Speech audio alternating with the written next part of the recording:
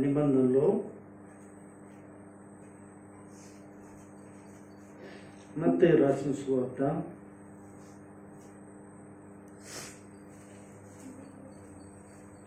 6వ పేజీ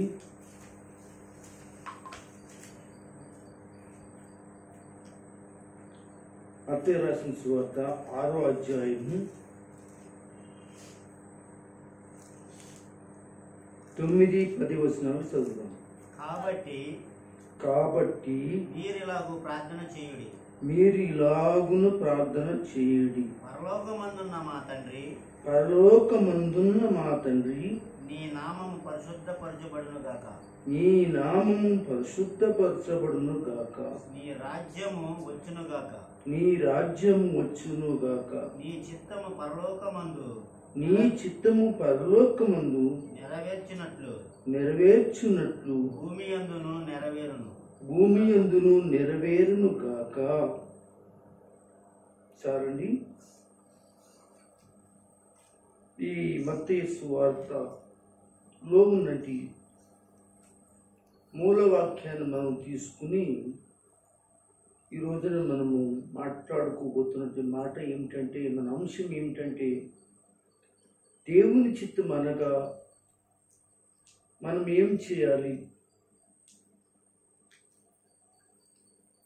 దేవుని చిత్తము అనగా మనము ఏమి చేయాలి. గత మంగళవారంలో నేను చాలా చక్కటి విషయాలు చెప్పాను. ఏంటి ఆ విషయాలు అంటే,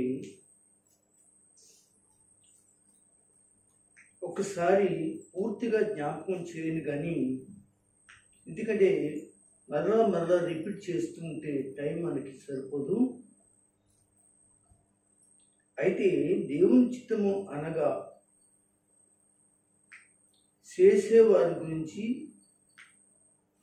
చెయ్యాలి అనేవారి గురించి దేవుడు ఏం చెప్పాడో నేను చక్కగా ఉపోద్ఘాతము సుమారుగా 15 నిమిషాల నుంచి 20 నిమిషాలు చెప్పి ఆ తర్వాత వాక్యంలోకి నేను వెళ్ళా. మీకు కావాలంటే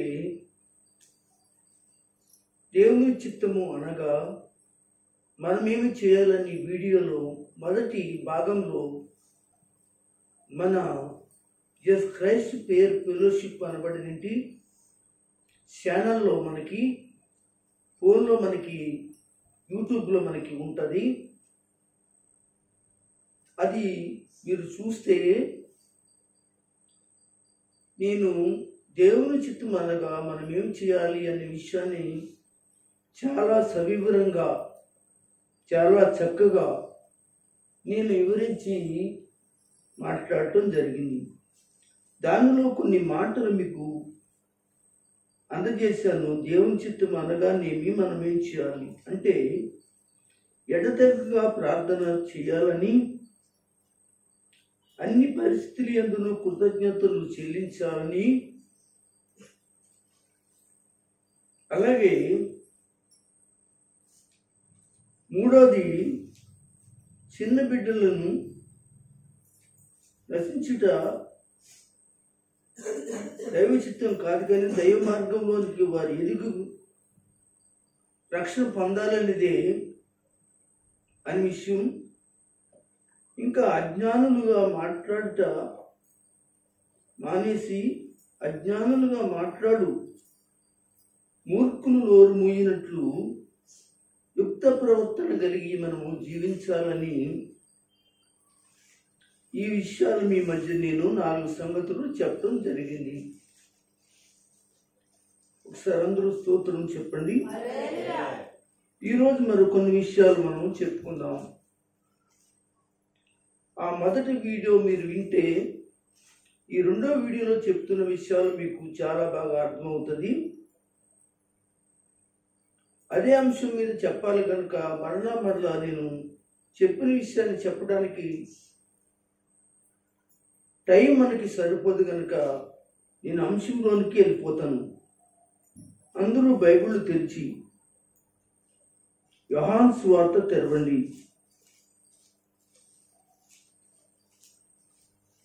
యోహాను సువార్త చూడండి.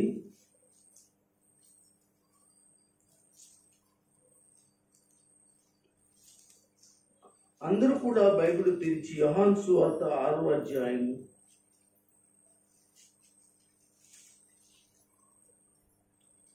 ఇందులో కొన్ని సంగతులు మనం నేర్చుకుందాం.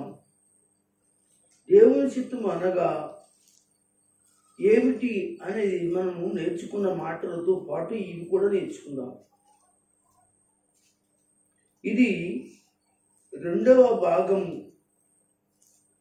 అయితే నేను రాసుకున్నటి మన మంగళవారం రాసుకున్నటి మాటలకు జోడించి మీరు వరుసగా ఈ విషయాలు రాసుకుంటే మీకు చదువుకున్నప్పుడల్లా మీకు అర్థమవుతుంది. అయితే దేవుని వైపు చూచి నిత్యజీవం పొందుటే దేవుని చిత్తం. ఏంటండి ఈరోజు దేవుని వైపు చూచి నిత్య జీవము పొందుటే దేవుని చిత్తం.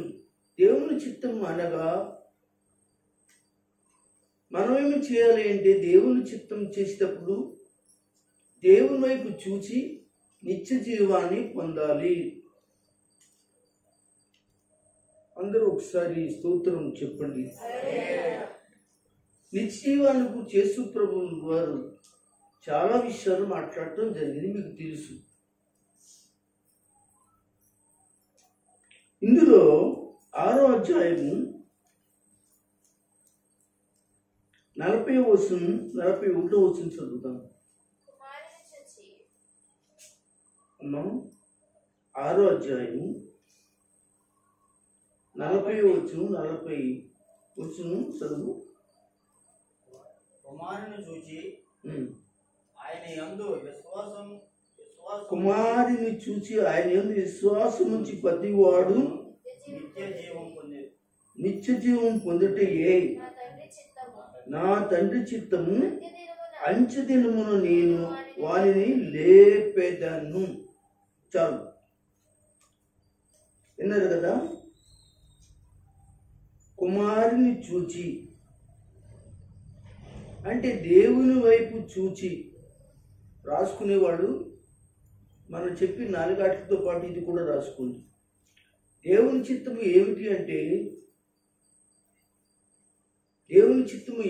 అంటే మరలా చెప్తున్నాను, ఏది పడితే అది దేవుని చిత్తం కాదని మీతో చాలా వివరంగా మన వారం చెప్పాను. దేవుని చిత్తం కొన్ని ఉన్నాయి. వాటిలో కుమారుడే యేసు క్రీస్తు యందు విశ్వాసముంచు ప్రతివాడును నిత్య జీవము పొందుటయే నా తండ్రి చిత్తం అనే మాట కనపడుతుంది. నిత్య జీవం అంటే మనకి ఎలా అర్థం చేసుకుందాలి అంటే మనకి తెలిసిన మాట నిత్యమును బ్రతికుండుట. నిత్యము బ్రతికుండుట. మనము నిత్యము బ్రతుకుంటామా లేదా అని అంటే దేవుడు పిలవగా ఏం చేయబడతాం? వెళ్ళిపోతాం. నిత్యము ఈ లోకంలో ఉండలేము, నిత్యము ఈ లోకంలో బ్రతకలేము. అంటే ఒక మాట చెప్పాలంటే ఇది నిత్య జీవానికి కలిగినటి లోకం కాదు. ఈ లోకంలో నిత్య జీవం అనేది కుదరదు. కానీ నిత్య జీవాన్ని సంపాదించుకోవాలి. ఎక్కడ ఉంటుంది ఈ నిత్యం అంటే దేవుని ఎదుట పరలోకమందు నిత్యమును ఉంటాం. నిత్యమును కూడా ఉంటాం. అందుకే యేసు ప్రభు అన్నాడు, నా యందు విశ్వాసముంచి ప్రతివాడు నశింపగా నిత్య జీవాన్ని పొందుతాడు అని. మరొక మాట ఏం చెప్పాడంటే అది నా తండ్రి చిత్తం. తండ్రి చిత్తం ఏమిటి అంటే ఎవరు కూడా నశించిపోవటము తండ్రి చిత్తం కాదు. ఒక మాటలో చెప్పాలంటే తండ్రి చిత్తం ఏంటంటే తన కుమారుడైన యేసుక్రీస్తు ద్వారా అందరినీ కూడా ఎక్కడికి నడిపించాలనుకున్నాడు? పరలోకములోనికి నడిపించాలనుకున్నాడు. ఆ పరలోకమే మనము నిత్యము ఉండేటి లోకం. పాట ఉంది కదా, పరలోకమే నా దేశము అచ్చాటికి వెళ్ళిపోతాను,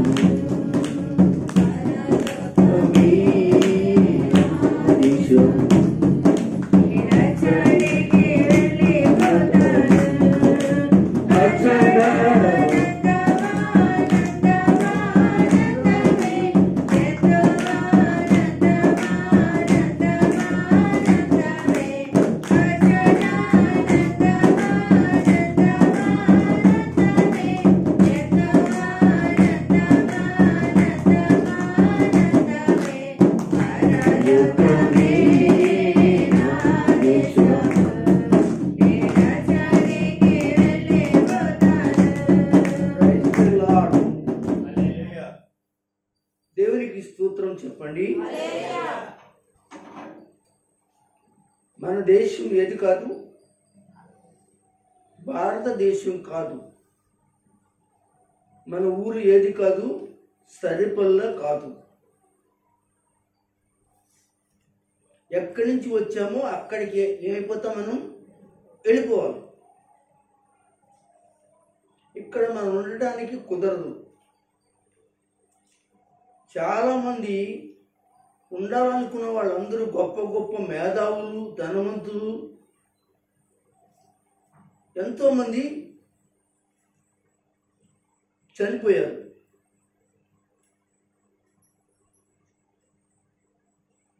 మీకు చెప్పనక్కర్లేదు. అతడు పేరు ఏం పేరంటే మైకేల్ జాన్స్. అతనికి 150 మంది కంటే పైగా డాక్టర్లు ఎప్పుడు కూడా ఉంటారంట. ఒకవేళ తలలో ఇంటికి ఏమైనా ఊడిపోయింది అనుకోండి, ఎందుకు ఊడిపోయింది, దేని కొరకు ఊడిపోయింది అని డాక్టర్ని పరిశోధించడానికి. అలాగే చిన్న దద్దురు వచ్చింది అనుకోండి, ఎందుకు దద్దురు వచ్చింది, ఎందుకు తలపుడు వచ్చింది, ఇలా చెప్పుకుంటే శరీరంలో అతను కలిగిన ప్రతి బలహీనత నిమిత్తము సుమారుగా 150 మంది డాక్టర్ల కంటే ఎక్కువ ఎప్పుడు కూడా అతను కూడా ఉంటానే ఉండేవారట. కానీ అతడు ఎంతమంది డాక్టర్లు ఈ లోకంలో సంపాదించుకున్నా, ఎంత పేరు సంపాదించుకున్నా, అన్ని దేశాల్లో మంచి పేరు సంపాదించుకున్నా, మంచి కోట్ల రూపాయలు సంపాదించుకున్నా, శివరాత్రికి ఈ లోకం అనే భూలోకం అనే లోకాన్ని విడిచి వెళ్ళిపోవాల్సిన ఒక రోజు ఉంది. కానీ నిత్య జీవం కలిగిన దేవుడు ఎవరో తెలిసింది కూడా లోకంలోకి వెళ్ళిపోయాడండి. చిన్నప్పటి నుంచి కూడా సండే స్కూలు, చక్కటి వాక్యాలు నేర్చుకుని, అలాగా సండే స్కూల్లో డ్యాన్స్ నేర్చుకుంటే ఒక ప్రోగ్రాంలో అతను డ్యాన్స్కి మెచ్చుకుని లోకంలో ఉన్నవాడు, నువ్వు పైకి రావాలంటే నువ్వు బయటకు వచ్చి డ్యాన్స్ చేయటం మొదలెట్టంటే అలాగా మొదలెట్టగా తన యవ్వన వయసు అంతా లోకానికి ఇచ్చేసాడు.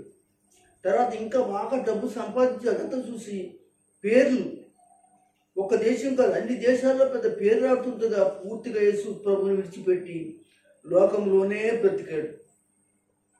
లోకం శాశ్వతం అనుకున్నాడు అతడు.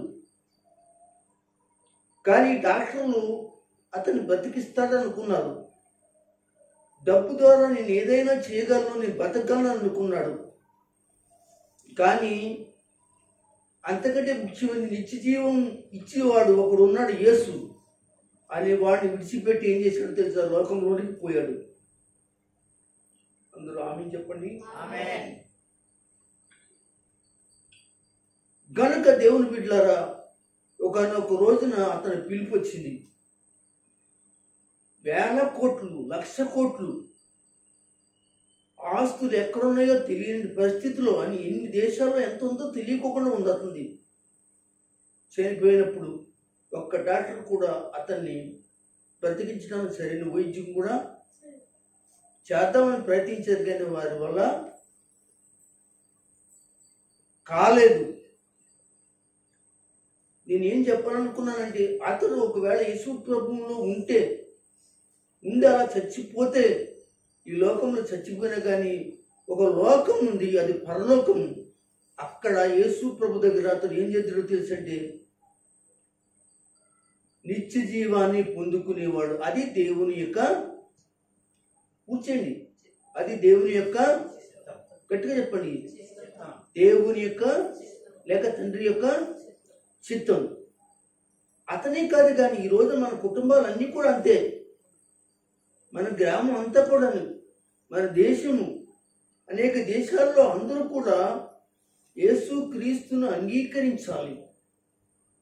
యేసుక్రీస్తు దేవుడని ఒప్పుకోవాలి. యేసుక్రీస్తుని విశ్వసించి రక్షణ పొంది బాప్టిజం పొందాలి. యేసుక్రీస్తు దేవుడని ఒప్పుకుని ఆయన వెంబడించాలి. ఏ దేశమో, ఏ గ్రామమో, ఏ పట్టణమో, ఏ పల్లెలో, ఏ అడవో, ఏ పుట్టో, ఏ ఎడారో ఎక్కడున్నా కానీ,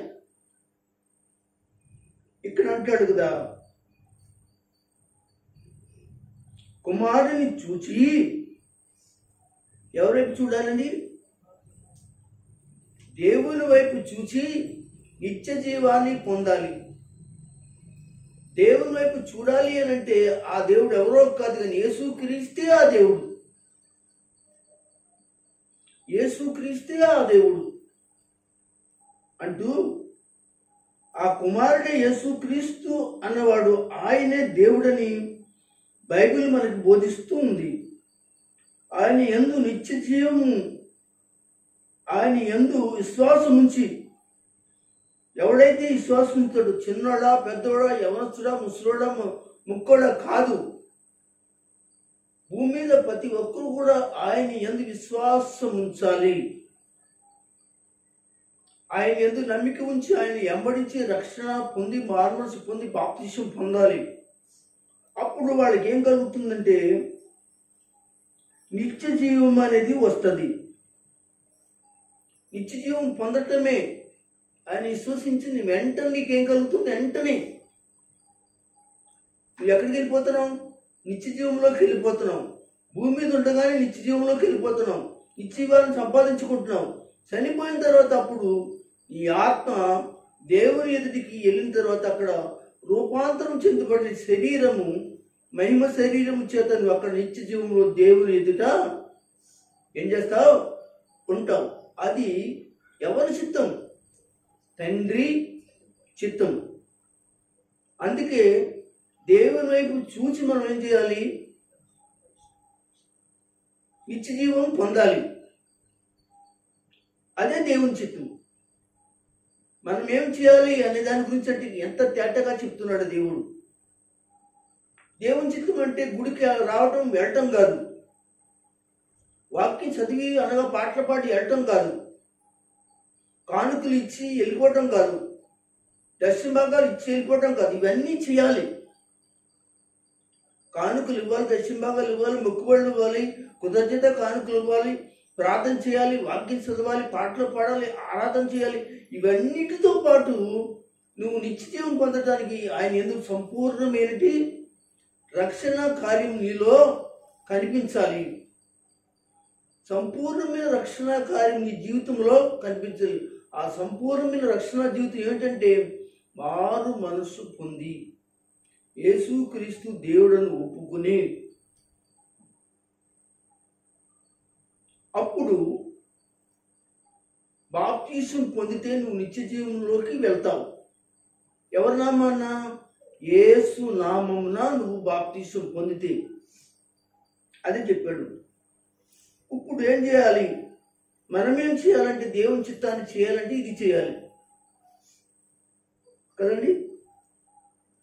సరే, అపోస్తుల కార్యం కూడా చూద్దాము.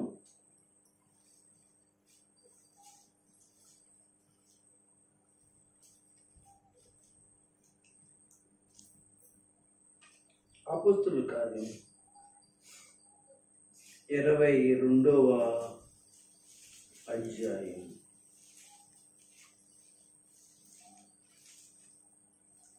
అందరూ కూడా తీసుకోండి, మెల్లిగా తీసుకోండి. దేవుని చిత్తం అనగా మనమేమి చేయాలి, చక్కటి విషయాలు కూడా మనం మాట్లాడటం జరిగింది. అపోస్తుల కార్యం 22వ అధ్యాయం 14వ వచనాన్ని చదవాలి.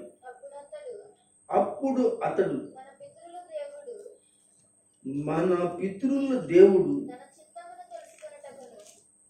చూడండి, అప్పుడు అతడు తన పితరుల దేవుని తన చిత్తమును తెలుసుకొనుటకు, ఆ నీతిమంతుని చూచుటకును, ఆయన నోటి మాట వినుటకును నన్ను నియమించి ఉన్నాడు. ఒకసారి నేను చూడతారా? నేను చూడండి, తీసేది మీరు భయపడి. ఓకే, చూడండి, ఇక్కడ 14వ వచనంలో చాలా చక్కటి విషయం మాట్లాడుతున్నాం. మళ్ళీ చదువుతున్నాం. అప్పుడు అతడు మన పితరుల దేవుని తన చిత్తమును తెలుసుకునుటకును, ఆ నీతిమంతుని చూచుటకును, అలాగే ఆయన నోటి మాట వినుటకును. ఎంత రాస్తున్నాడండి? అప్పుడు అతడు, ఎవరు అతడు? అతడు అంటున్నాడు, మన పితరుల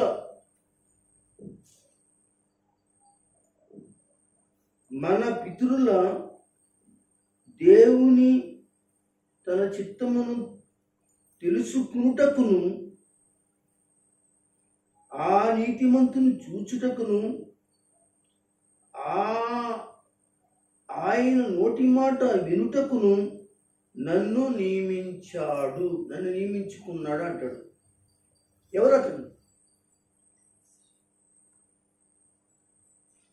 ఇక్కడ ఎవరంటే అపోస్తలుడైనటి పౌలు అని చెప్పుకుంటుంటే సౌలు అనేటువంటి వాడు క్రైస్తవులను ఎలా హింసించాడో, ఎంత బాధించాడో మీ అందరికీ అపోస్తలుల కార్యంలో 9వ అధ్యాయంలో మీకు తెలుసు. 9వ అధ్యాయం అంతా చదివితే మీకు అర్థమవుతుంది. యెరూషలేములో నుండి పత్రికలు తీసుకుని, చూడండి, పత్రికలు అంటే పట్టా తీసుకుని, ఏం పట్టా? క్రైస్తవులు అనేవాళ్ళు ఎవరు లేకుండా గవర్నమెంట్ నాకు అధికారం ఇస్తే నేను వాళ్ళందరినీ చంపేస్తాను, అధికార పత్రాలు తీసుకున్నాడు అనమాట, పత్రిక తీసుకున్నాడు అనమాట. తీసుకుని యెరూషలేము నుండి బయలుదేరి వెళ్ళాడు. ఎక్కడికి వెళ్ళాడు? దమస్కునికి వెళ్ళాడు. అందరూ ఒకసారి స్తోత్రం చెప్పండి. నన్ను కొంచెం చెప్పనండి ఇతని గురించి. దమస్కునకు వెళ్ళాడు. దమస్కులో ఎవరున్నాడని వెళ్ళారు? అక్కడ క్రైస్తవులు ఉన్నారు. ఎందుకో తెలుసా? అంతకుముందు 9వ అధ్యాయానికి ముందు అధ్యాయాలను చూసారా? అప్పటికే యెరూషలేములో చాలా మందిని చంపేశాడు. స్టెఫను కూడా చంపేశాడు. 8వ అధ్యాయంలో క్రైస్తవులు అందరూ కూడా చెదిరిపోయి ఆయా ప్రాంతాలకి, ఆయా దేశాలకు వెళ్ళిపోయారు. వెళ్ళిపోయిన వారిలో మరి కొంతమంది దమస్కులో ఉన్నారు. ఈ దమస్క్ ఎక్కడే ఉంది అంటే, దేవుని బిడ్డలారా, సిరియాలో ఉందండి.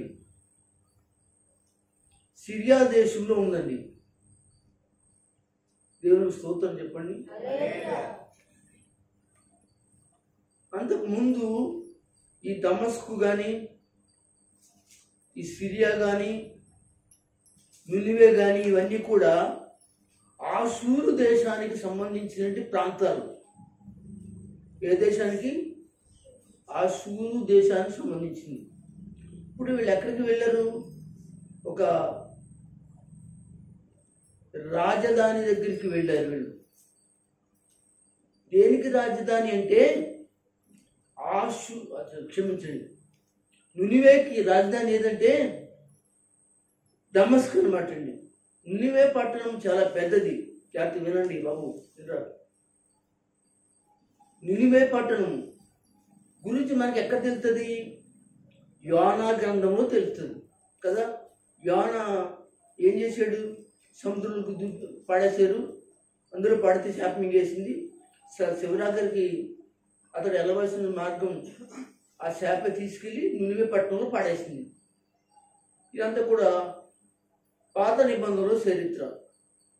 అయితే ఇక్కడ చెప్పిన మాట ఏమిటంటే దేవుని బిడ్డలారా, ఈ యొక్క దమస్కి అనేది నినివే పట్టణంలో రాజధానిగా ఉంది. అంటే రాజధాని అంటే మీకు తెలియదు ఏది కాదురా. మన ఆంధ్రప్రదేశ్కి రాజధాని ఏది? పిల్లలు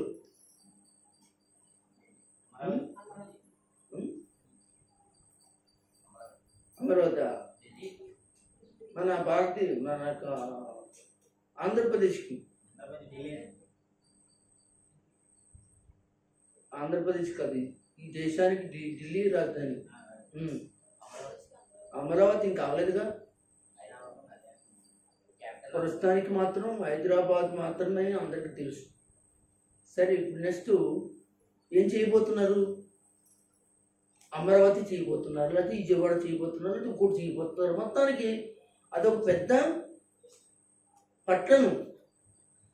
అంటే దమస్కు చాలా పెద్ద పట్టణం. అక్కడికి వెళ్ళిపోయారు ఎవరాళ్ళు? క్రైస్తవులు అందరూ వెళ్ళిపోయారు. అక్కడ ఉన్న పట్టుకుని క్రైస్తవులందరూ కూడా బంధించి తీసుకొచ్చి యెరూషలేము చంపేయడానికి ఈ సౌలు అనబడినంటి, అంటే తర్వాత పౌలుగా మారాడండి, వాడు వెళ్తున్నాడు. వెళుతూ ఉండగా ఇంకా దమస్కు దమస్కు వెళ్ళాలంటే 3 దేశాలు దాటాలి. అందరూ స్తోత్రం చెప్పండి.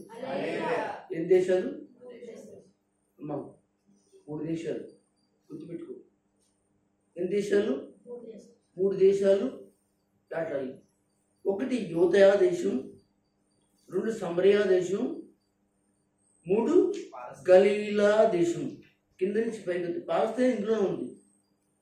ఇందులో యోధాలో ఉంటుంది, యోదయా దేశం.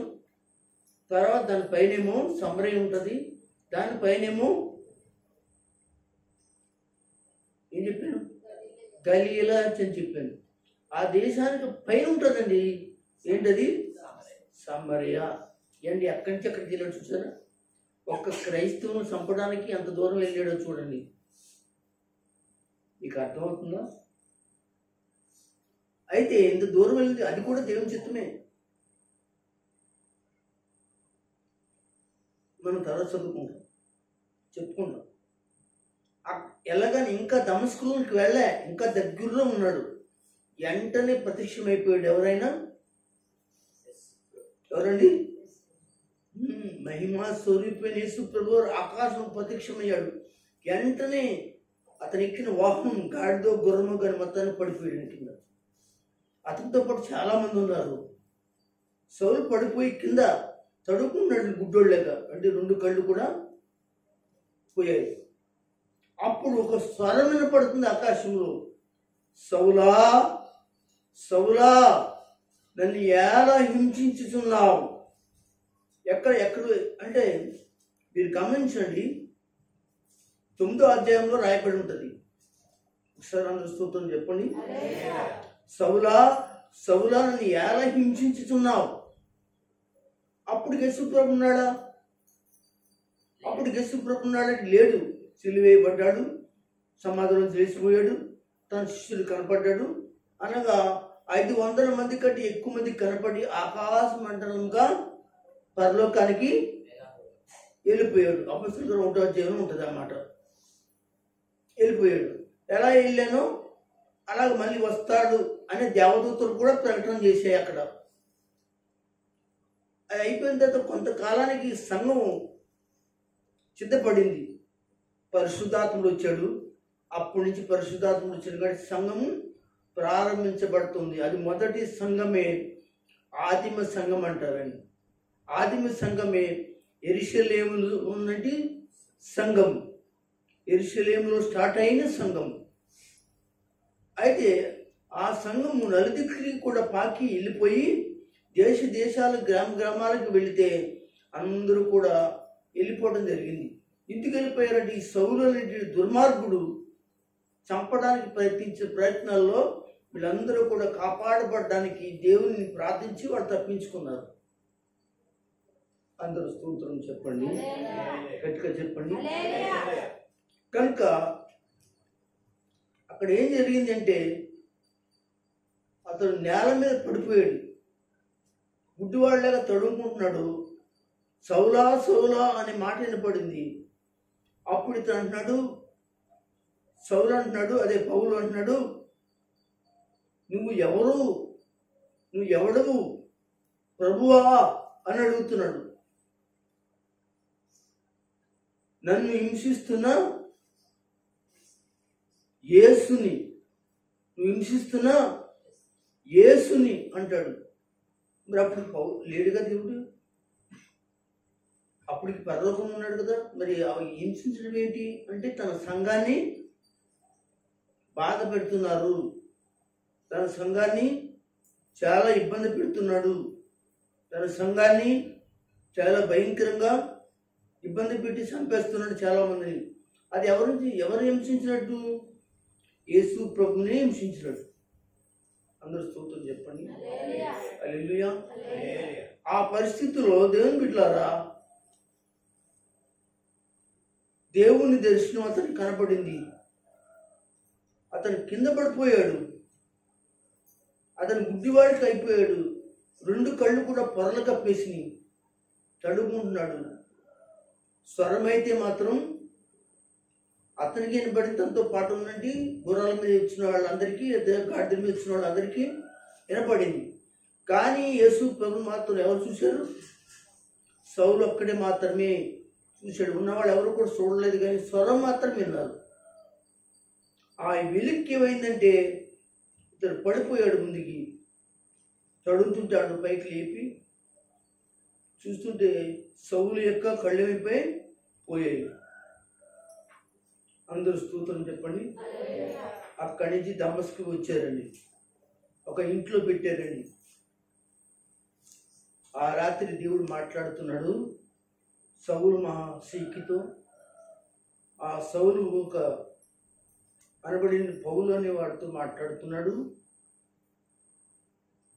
సౌలు ఒక దైవజనుడు ఉన్నాడు. ఆ దైవజనుడు వచ్చి నీకు ప్రార్థన చేస్తాడు. నీ కంటిలో ఉన్నట్టు ఆ పనులు నీకు పోతాయి. నా కొరకు నువ్వు ఎన్ని హింసలు పడ్డాలో, ఎన్ని బాధలు పడాలో, ఎన్ని కష్టాలు పడాలో నా సేవలో అనేక మంది ముందు, అనేక రాజ్యాల ముందు, దేశాల ముందు, ఖండాల ముందు ఏం చేస్తానంటే తీసుకెళ్ళి నేను వాడుకుంటానని చెప్పి దేవుడు మాట్లాడతాడు. మాట్లాడిన దేవుడు ఎక్కడికి వెళ్ళాడంటే ఇంకో సేవకుడి దగ్గరికి వెళ్ళి దేవుడు అననీయ అని పిలిచాడు. ఎత్తట్లో అననీయ అని పిలవగా, ప్రభువా అని అనగా, నువ్వు సౌలు అని తార్సువాడైనది, సౌలు అనబడినది తార్సువాడైన వాడు ఇదిగో వచ్చాడు, అతను ప్రార్థన చేయడానికి వెళ్ళు అని అంటాడు. అంటే అతను అంటాడు, ప్రభువా నన్ను సింహాల బోన్లో పంపిస్తున్నావా? అతను ఎందుకు వచ్చాడు, దేనికి వచ్చాడు, ఇన్ఫర్మేషన్ మాకు అంతా వచ్చేసింది. అంటే నువ్వు నీ సేవకుడిగా బతకనివ్వా, సంపేతక నువ్వు చూస్తున్నావా అని ఆ కళ్ళ మాట్లాడితే అప్పుడు ప్రభు అంటాడు, లేదు లేదు, నేనేమి చేయడు, అతన్ని మార్చుకున్న నాకు సాధనం. క్రైస్తవులను ఎంతైతే హింసించాడో అంతకంటే ఎక్కువ శ్రమలు కష్టాలు అనుభవించి కొన్ని దేశాలు కొన్ని ప్రాంతాలకు అతను నేను వాడుకోబోయే ఒక గొప్ప సాధనం. వెళ్ళు అని చెప్పగానే ధైర్యం తెచ్చుకో, భయపడకు అని చెప్పాడు. దేవునికి స్తోత్రం చెప్పండి. అప్పుడు ఇలా దేవుడు మాట్లాడాడని చెప్పి ఉన్న శిష్యుతో చెప్తే, అయ్యి బాబోయ్, ఇప్పుడు మనం చంపడానికి వచ్చాడు, మన స్థావరాన్ని ఎరిగితే మనం అందరినీ చంపేస్తాడు, ఒక్కళ్ళు కాదు అనంటే, లేదే దేవుడు మాట్లాడి వెళ్ళాలి అని చెప్పేసి అక్కడికి వెళ్ళటం జరిగింది. సరిగ్గా గుమ్మంలోకి వెళ్ళగానే ఈ దైవజనుడు అంటాడు, సౌలా సహోదరుడా అని పిలుస్తాడు. అనగానే లోనికి రమ్మని చెప్పగానే ప్రార్థన చేస్తాడు. ప్రార్థన చేయగా ఏమవుతుందంటే అతని కళ్ళు మామూలుగా అయిపోయి మామూలు వ్యక్తి అయిపోతాడు.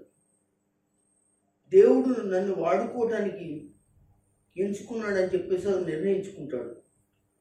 ఇది 9వ అధ్యాయంలో చెప్పినటి మాటలు. అయ్యే మాటలు సేమ్ 22వ అధ్యాయంలో ఏమండి ఒక సభలో నిలబడతాడండి. కాకపోతే 3వ వచనం చదవండి. 22వ అధ్యాయం 3వ వచనం. నేను కిలిక్యాలో తార్సులో పుట్టినంటే యూదుడను. ఎవరంటున్నారు? సౌలు అంటున్నాడు. పైన చదవండి.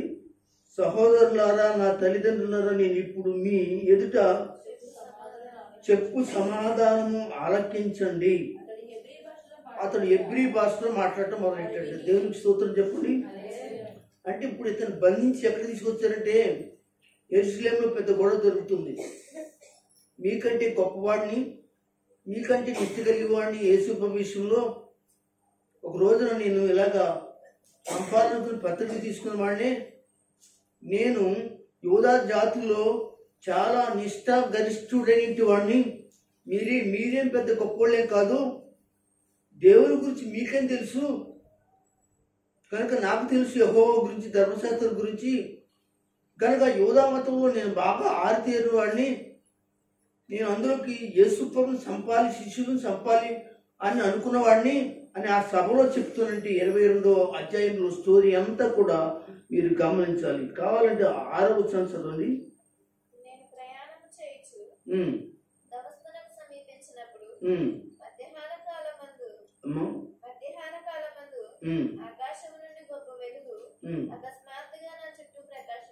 అవునండి, ఇదంతా కూడా 9వ అధ్యాయంలో ఉన్న స్టోరీ మళ్ళీ ఎవరికి చెప్తున్నాడు? ఇతన్ని బంధించి తీసుకువెళ్ళి నువ్వు మళ్ళీనేమో క్రైస్తవంలోకి వెళ్ళిపోయావు, క్రైస్తత్వంలోకి వెళ్ళిపోయావు అంటే అసలైన ఏదో చెప్తున్నాడు. నేను మారడానికి గల కారణం ఏంటంటే ఇది సంగతి అని చెప్పి 9వ అధ్యాయంలో ఉన్నదంతా కూడా ఇక్కడ ఎవరైనా చెప్తున్నాడు. మీరు చదువుకోండి. 9వ అధ్యాయం ఇది 2 కలిపి చదవండి. 9వ అధ్యాయంలో ఉన్న ప్రతి వచనం ఇందులో ఉంటుంది. ఇందులో ఉన్నది 9వ అధ్యాయంలో ఉంటుంది. మీరు చదువుకోండి. అయితే ఇదంతా చెప్పుకుని వచ్చి 14 వచనంలో ఏమన్నాడంటే, అప్పుడు అతడు మన పితరుల దేవుని చిత్తము తెలుసుకున్నటకు, అంటే ఇక్కడ మన పితరులు, మన అంటే ఇప్పుడు అక్కడ ఎవరున్నారు? ఆ సభలో, ఆ ప్రాంతంలో గుంపులో ఎవరున్నారు? మన అంటే యూదులు. నేను కూడా యోధా మతస్థుల్లోని ఒక గోత్రం. గోత్రాలు ఎన్ని గోత్రాలు? ఇశ్రాయేల్లో ఎన్ని గోత్రాలు? 12 గోత్రాలు. మీరు ఒక్కొక్కరు ఒక్కొక్క గోత్రం, నేను కూడా ఒక గోత్రం. నా గోత్రం ఏం గోత్రం? బెన్యామీను గోత్రం. బెన్యామీను గోత్రం అన్నమాట. కనుక మీకన్నా ఎక్కువగా నిష్ట కలిగిన వాడిని, ధర్మశాస్త్రాన్ని భాష దిగిన వాడిని, మీకంటే రోషం కలిగిన వాడిని. అలాంటి వాడు నేనే దేవునికి లొంగిపోయి ధర్మశాస్త్రంలో ఎవరి గురించి అయితే రాశాడో, ధర్మశాస్త్రంలో ఎవరైతే వస్తాడని, రక్షకుడు వస్తాడని రాశారో ఆ రక్షకుడిని మనం ఏం చేసామంటే చంపి సిలువకు అప్పగించేసాం, ఆయన్ని నేను ప్రకటిస్తున్నాను అని చెప్తూ మాట్లాడుతున్నట్టు మాటల్లో ఏం కనపడుతుంది 14 వచనంలో. అప్పుడు అతడు మన పితరుల్లో దేవుడు తన చిత్తమును తెలుసుకునుటకు ఆ నీతిమంతుని చూచుటకు. ఏ నీతిమంతుని? ఆ నీతిమంతుని చూశాను నేను. ఎక్కడ? అపోస్తలుల కార్యం 9వ అధ్యాయంలో చూశాను. కాకపోతే మళ్ళీ మీకు అదంతా వివరిస్తున్నాను అని చెప్తూ, ఆ నీతిమంతుడు ఎవరో కాదు, నీతిమంతుడు ఆయన. మన పాపముల నిమిత్తము, మనకున్న అతిక్రమముల నిమిత్తము, మన దోషాల నిమిత్తము ఆయన చిత్తం ఏంటో తెలుసా? ఆయన బలవటమే, ఆ నీతిమంతుని రక్తము ద్వారా మనము ప్రోక్షించబడటమే, అది దేవుని చిత్తము అంటూ ఆ నీతిమంతుని నేను చూశాను. ఆయన నోటి మాట వినుటకు, ఆయన నోటి మాట కూడా విన్నాను, ఆయన స్వరం కూడా విన్నాను. అందరూ గట్టిగా చూస్తారు, చెప్పండి, అందరూ చెప్పండి. ఇదంతా ఈ విషయాలన్నీ కూడా మీరు జాగ్రత్తగా 9వ అధ్యాయం చదివిన తర్వాత మరలా చెప్తున్నాను, పదే చెప్తున్నానంటే 22వ వచనంలో సేమ్ ఇదే ఉంటుందండి. అక్కడేమో జరిగింది, అక్కడ జరిగిన దాన్ని ఇక్కడ వివరిస్తున్నాడు. ఎవరికి వివరిస్తున్నాడంటే తన చుట్టూ మూగిపోయినట్టు యూదులు, వాళ్ళకి జరిగిన విషయం యేసుప్రభుని గురించి చాలా తాయట తెల్లగా చెప్తూ ఉన్నాడు. చెప్తూ మాట్లాడుతూ ఏమంటాడంటే, ఇక్కడ నన్ను నియమించి ఉన్నాడు కదా. చదవండి, 15 వస్తుంది కూడా చదవండి. సకల మనుషుల ఎదుట ఆయనకు సాక్షివయ్యుందువు గనుక నీవు తడువు చేయుట ఎందుకు? లేచి ఆయన నామమును బట్టి ప్రార్థన చేసి బాప్తిస్మము పొంది నీ పాపములను కడిగివేసుకొనుమని చెప్పాను. అంతటా నేను యెరూషలేమునకు తిరిగి వచ్చి దేవాలయంలో ప్రార్థన చేయుచుండగా వెంటనే ఏమన్నాడు?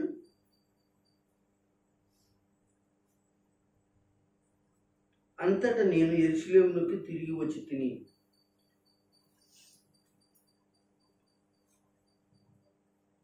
పదహారు 17 వచనానికి అండి, నేను చూడండి, 16-17 వచనానికి మధ్యలో 3-4 సంవత్సరాలు గడిచిందండి. వెంటనే కదా అక్కడ చూడండి ఏమన్నాడు అక్కడ, అంతటా నేను యెరూషలేమునకు వచ్చేసి వెంటనే రాసేసాను చూడండి. ఇతడు పాపముల చేత కడగబడి బాప్తిసం పొందాడు. పొందిన తర్వాత అంతటా ఏమైంది? అంతటా అనగానే వెంటనే వెళ్ళిపోయాడని కాదు, అక్కడ సుమారుగా ఎన్ని సంవత్సరాలు? 14 సంవత్సరాలు అంటండి. ఎన్ని సంవత్సరాలు? ఈ యొక్క రెండింటికి మయాన ఎన్ని సంవత్సరాలు ఉంది? సింహ అది ఎన్ని సంవత్సరాలు? వాక్యం చూద్దాం, కలతీ పత్రిక. ఎందుకంటే మీకు రేపు పొద్దున బయట వాక్యం చెప్పాలనుకుంటున్నాను, నేర్చుకుంటాను. గలతీలకు రాసిన పత్రిక చేస్తారా? 1వ అధ్యాయం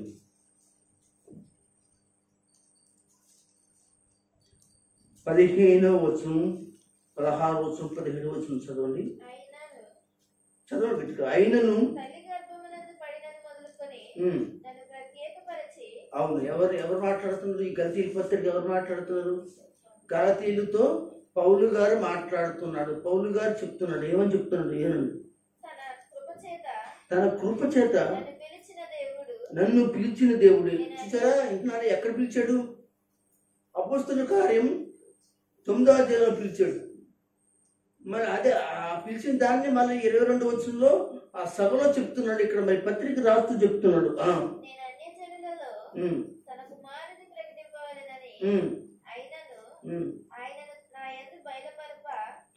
ఆయనను నా యందు బయలుపరచు మనుషు మాతృతో నేను ఎంత మాత్రము.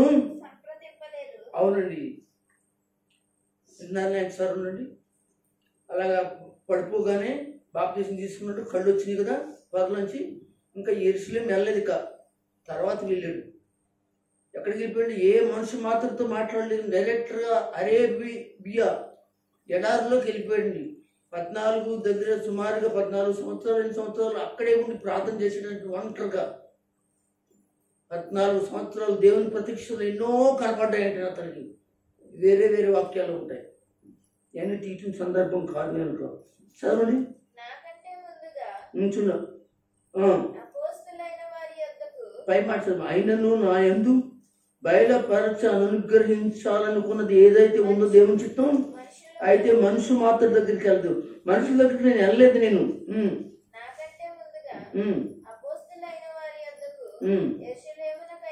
వెళ్ళను లేదు అది చూసారా, చెప్పేశాడు కదా. గాని ఆగము అక్కడే ఉన్నాడు. అట్టి తర్వాత వెంటనే ఎక్కడికి వెళ్ళాడు? అదే జాగ్రత్తగా బైబిల్ని పరిశోధించడం అంటే పరిశుద్ధాత్మని తెలుసుకోవటం. వెళ్ళను లేదు గాని వెంటనే అరేబియా దేశంలోనికి వెళ్ళి తిని పిమ్మట దమస్కు పట్టణమునకు తిరిగి వచ్చి తిని. దేవునికి స్తోత్రం. అరేబియా ఎడారిలోకి వెళ్ళిపోయాడండి. అక్కడ ఉన్నాడు కొంతకాలం. ఎక్కడ చెప్పాడు అన్నమాట చూడండి, 18 వచనం. అటుపైని 14 కదండి, 13 ఎన్ని 3 సంవత్సరాలా? 3 సంవత్సరాలు తర్వాత కేఫను పరిచయము చేసుకొనవలెనని యెరూషలేమునకు వచ్చి అతనితో కూడా 15 దినములుంటిని. 15 దినములు ఉంటుంది. ఆగండి, ఇక్కడ అరేబియా నుంచి ఎక్కడికి వచ్చేసాడు? దమస్కు వచ్చేసాడు. వెంటనే డైరెక్ట్గా ఎక్కడికి వెళ్ళలేదు, యెరూషలేముకి వెళ్ళా. దమస్కు వచ్చి దమస్కులో మళ్ళీ స్వార్థ ప్రకటిస్తూ నేను అరేబియా ఎడారిలోకి వెళ్ళిపోయాను. అక్కడేమో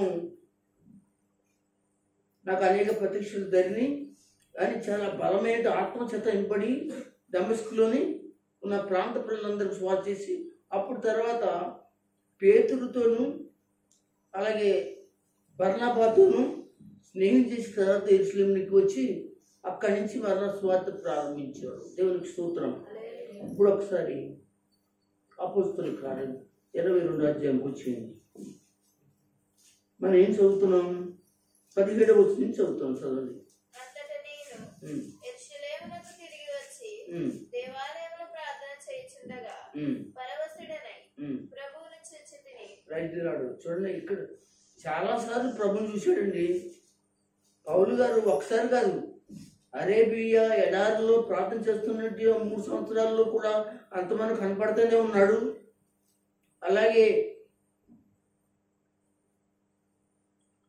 యెరూషలేము వచ్చిన తర్వాత కూడా కనబడ్డాడు. దమస్కు మార్గంలో కూడా కనబడ్డాడు. అందుకని పౌలు గారు చాలాసార్లు తన బోధలో నేను మీకన్నా ఎక్కువ ప్రభుని చూసి తిని అంటాడు. కొన్ని చోట్ల మీకన్నా ఎక్కువ ప్రభుని చూసి తిని అన్న పత్రికలో రాస్తాడు. చదివేయండి.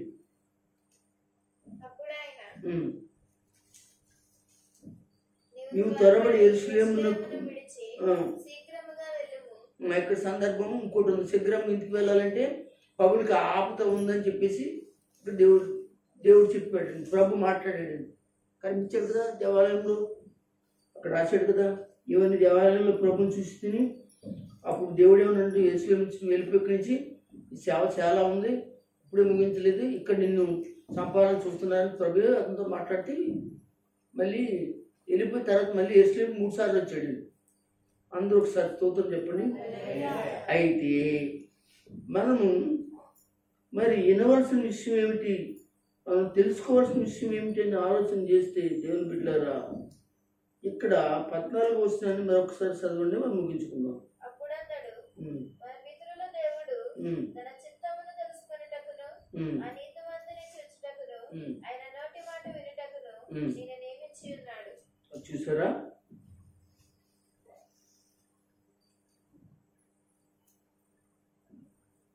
మన పితరుల దేవుడు తన చిత్తమును అంటే దేవుని చిత్తం అనగా ఏమిటి అంటే మనం ఏం చేయాలి? ఇంకా పౌలు గారికి దేవుడు ఆయన చిత్తాన్ని ఏం చేసి చెప్పాడంటే, నువ్వు చచ్చిపోయినా పర్వాలేదు కానీ ప్రాణం ఉన్నంతసేపు కూడా నా కొరకు బ్రతుకు, అదే దేవుని చిత్తం అని చెప్పి అనగా అక్కడ అంటున్నాడు. మన పితరుల దేవుడు నాతో ఏం చెప్పాడంటే, తన చిత్తము తెలుసుకున్నటకును ఆ నీతివంతుని గురించి నేను చెప్పడం గురించి, ఆయన ఏం మాట్లాడాడు, నా నోట్లో ఏం పెట్టాడో అది చెప్పుటకు నన్ను నియమించి ఉన్నాడు. దేవునికి స్తోత్రం. నన్ను ఏర్పాటు చేసుకున్నాడు, అది దేవుని చిత్తం. దేవుని సంగమా, దేవుని పిల్లరా, దేవుని చిత్తం అంటే ఏమండి ఏదో కాదు. మనం చాలాసార్లు దేవుని చిత్తాలు ఏ చెప్తాం, కానీ నేను ఈరోజు దేవుని చిత్తం అనగా దేవుని వైపు చూడటమే ఇది నిత్య జీవము. అదే కదా, దేవుని వైపు చూడటమే నిత్య జీవము. పౌలు గారు దేవుని చిత్త ప్రకారంగా నిత్య జీవం పొందడానికి చచ్చిపోవడం కన్నా ఉన్నాడు, కానీ వెనక్క తిరగలేనటువంటి వాడుగా బైబిల్ గ్రంథంలో చెప్పబడింది. అదండి దేవుని చిత్తం. అది మన సేవలో, మన విశ్వాసంలో విశ్వాసమైన వాళ్ళు కూడా, మన కుటుంబమైనా కానీ, అది యవనస్తులైనా కానీ, స్త్రీల పురుషులైనా కానీ, మనం వెనక్కి తిరిగేటువంటి పరిస్థితి ఉండకూడదు. దేవుని చిత్తం ఒకసారి దేవుడు పిలిచిన తర్వాత, మనం దేవుడు ఏర్పరచుకున్న తర్వాత, దేవుడు మన చర్చిలో మనకు పనులు అప్పగించిన తర్వాత, దేవుని ఇష్టాన్ని మనం చేయడానికి ఇష్టపడి మనం దేవుని సన్నిధిలో రక్షణలో సాగుతున్నప్పుడు కుడికి ఎడంకి వెళ్ళకూడదు, ఎక్కడ పడితే అక్కడికి వెళ్ళకూడదు. గతించిన సంవత్సరంలో కొంతమంది యవనస్తులు, కుర్రోళ్ళని, పెళ్లి కాని కుర్రోళ్ళు అందరూ సేవను విడిచిపెట్టము, దైవజను విడిచిపెట్టము, దేవుని చిత్తాన్ని విడిచిపెట్టమని చెప్పి వాళ్ళు ఏం చేశారంటే ఒకడు అనగా హైదరాబాద్ వెళ్ళిపోయారు. దైవ చిత్తానికి వ్యతిరేకంగా వెళ్ళారు. ఈ రోజు వరకు వాళ్ళ కష్టాలే తప్ప సుఖం ఏమిని అనుభవిస్తున్నారా? ఏమ్మా పాసం గారు, కుమార్ గారు ఏమండి, సుఖం ఉన్నారు వాళ్ళు? కనుక వాళ్ళు బతుకుతున్నారని కానీ పేరు మాత్రం ఉంది, కానీ వాళ్ళు ఎలా ఉన్నారో తెలుసంటే అనగా నిర్జీవమైన జీవితాలు జీవించి బతుకుతున్నారు. ఎందుకంటే దేవుని చిత్తం ఇలాగ నీ పట్ల ఉంటే నువ్వేం చేసావో తెలుసా? నువ్వు వేరే విధంగా మార్చుకుని జీవించావు. దేవుని సన్నిధిలో దేవుని ఏర్పాటు చేసుకున్నాక, ఎందుకు ఏర్పాటు చేసుకున్నాడు? ఎవరికి లేని ఏర్పాటు నా కిందికి ఇచ్చాడు, నా కొడుకు కిందికి ఇచ్చాడు, నా భార్య కిందికి ఇచ్చాడు, నా భర్త కిందికి ఇచ్చాడు, నా అల్లుడి కిందికి ఇచ్చాడు, నా కూతురు కిందికి ఇచ్చాడు, నా కొడుకు కిందికి ఇచ్చాడు. నేను అదే చెప్తాను, దేవుని యొక్క మరి బిడ్డలకే చెప్తాను, నా పిల్లలకి అదే చెప్తా. దేవుని చిత్తం అది కాదు, అసలు ఈ దేవుని చిత్తాలు కాదు. మనం దేవుని పనిలో ఉండటమే దేవుని చిత్తం. లేకపోతే దేవుని బిడ్డలారా ఏదో విధంగా చూడవలసి ఉంటుంది, ఏదో విధంగా మాట్లాడవలసి ఉంటుంది, ఏదో విధంగా మనల్ని పరిస్థితులుకి మనకు దారి కలిగి ఉంటే వాటిని మనం తప్పించలేక ఇబ్బంది పడవలసి ఉంటుంది. కనుక దేవుని చిత్తం ఏమిటి? అదనమాట. కనుక దేవుని బిడ్డలారా ఇలా దేవుని చిత్తం తెలుసుకుని జీవించి దేవుని పరిచర్యలు సాగాలని సంఘానికి దేవుడు అనుమతి ఇచ్చి, ఆజ్ఞ ఇచ్చి, సంఘాన్ని దేవుని కొరకు బతకమని చెప్తే చాలామంది ఎవరిష్టానుసారంగా వారు ఉంటూ ఉన్నారు. అది దేవుని చిత్తం కాదు. తర్వాత ఏమో దేవుడు నాకు కనిపించాడు, కళ్ళను మాట్లాడాడు, నాకు ఆ సాయం చేశాడు, నాకు ఈ సాయం చేశాడు, నా జీవితం ఎలాగా, నా జీవితం అలాగా, దేవుని చిత్తం అది ఇది. అవి దేవుని చిత్తాలు కాదు. దేవుని చిత్తాలు కొన్ని బైబిల్లో ఉన్నాయి, ఇంకా మనం చెప్పుకుంటాం, అయిపోలేదు. ఈ రోజుకి మాత్రం ముగిస్తూ ఉన్నాను. కానీ ఇంకా చాలా ఉన్నాయి. అసలు మనం ఎలా ఉంటామంటే, మనం బైబిల్ని మనం పూర్తిగా తెలుసుకోలేని దైవ చిత్తాలు అన్నీ బైబిల్లో ఉన్నాయి. అవన్నీ కూడా మనం రానున్న రోజుల్లో నేర్చుకుందాం. దేవుని కృప మెండుగా మీకు ఇచ్చి మిమ్మల్ని దేవుడు వాడుకును గాక. రెండు చేతులు పైకెట్టి స్తోత్రం చెప్పండి, గట్టిగా చెప్పండి. హల్లెలూయా. ప్రార్థన స్తోత్రం.